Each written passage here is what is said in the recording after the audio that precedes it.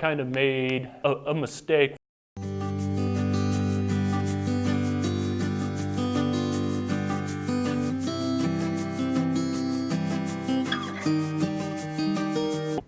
Hey everybody, it's Rusty with Live, Love, and Leather, and today we're going to be talking about the basic tools for tooling or carving leather.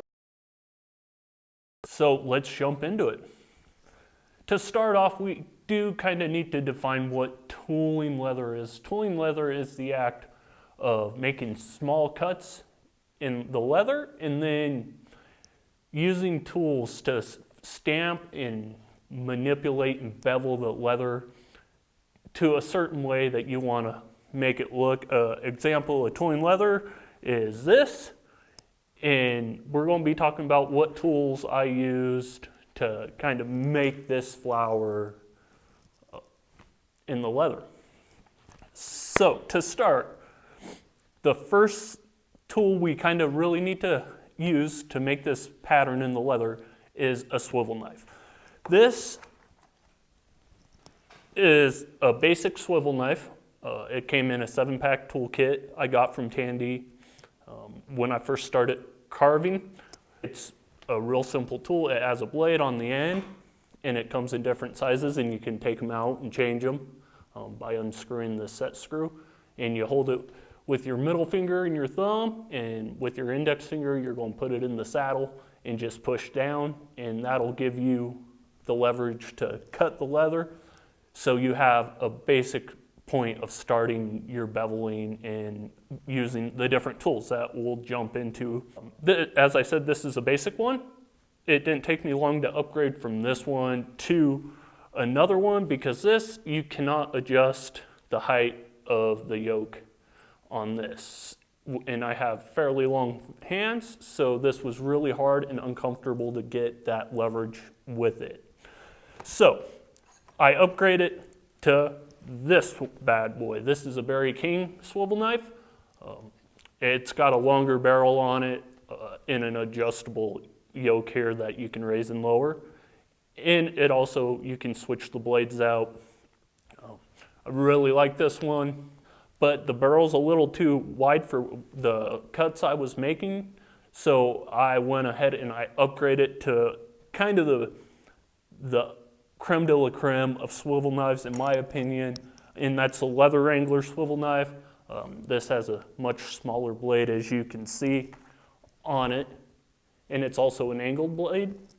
And we'll talk about that more in future videos on where to use what blades, in my opinion, what makes life a little easier. And of course, all this is my opinion and my experiences doing leather work.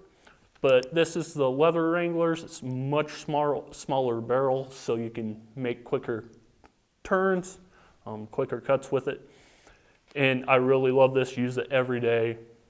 This is the one tool, if you're going to invest money, I would invest in a good swivel knife. And that's me personally. So the next tools that we can kind of jump into are the stamps. This is going to be how you make the pattern in the leather. And there's a bunch of different types of stamps. This is my 6-piece set that I got right when I first started working leather. I use several of these tools every day still. Never bent one, never broke one, really love them.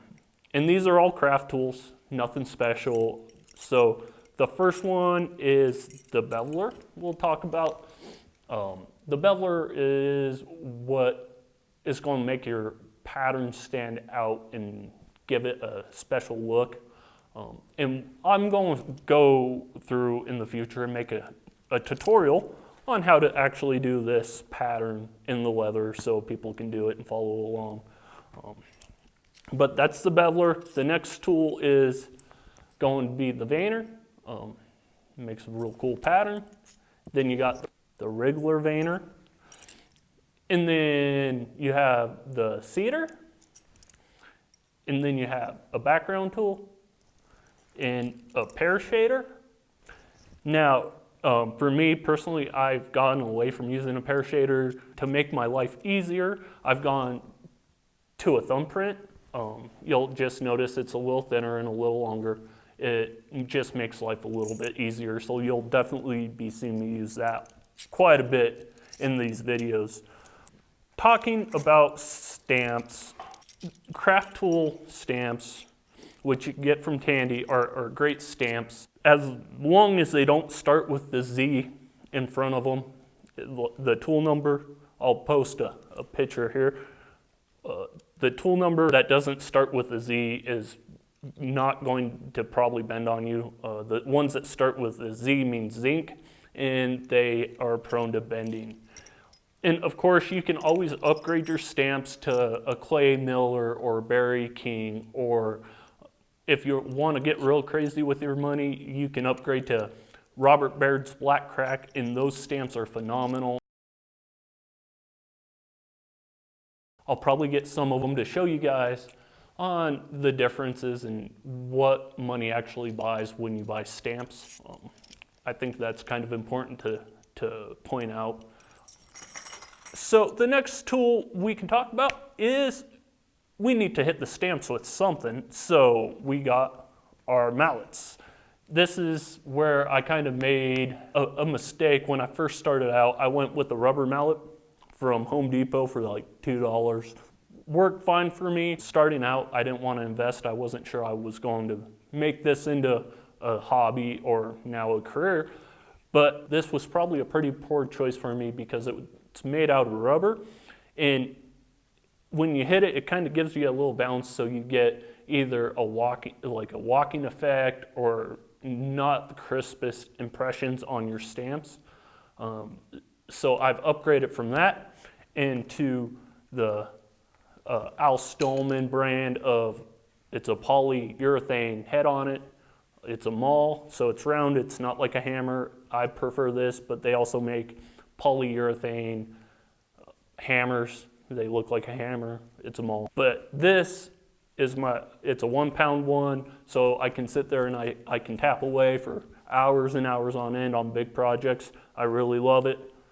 Works great for me now. Okay, so another thing to talk about real quick is it's a modeling spoon.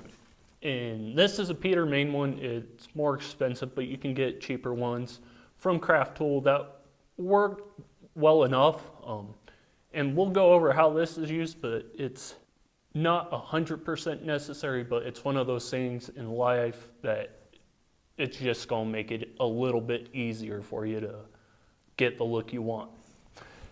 Now, the last and one of the most important things is the slab you tool on. And I'll take you over to my bench here, and we'll kind of talk about what I got going on here. This is my workbench here, and this is the stone. It is about 8 inches thick, and as you can see, it's quite thick. I actually picked this up at a local graveyard. I paid $10 for it. It was a throwaway stone. Sometimes you can get them where they make the headstones. They misprint something or things are crooked, which is what this was, and they just let me have it. So that's what I'm using, and that's what I began carving leather with, and my basic tools I use. And don't forget to like and subscribe so we can build a community of leatherwork to help each other out and really grow this industry, because there's a lot of misinformation out there, and I'm going to try to collab with a couple different leather workers as I go along to give you different points of view on how they're doing things, and we'll see you in the next video.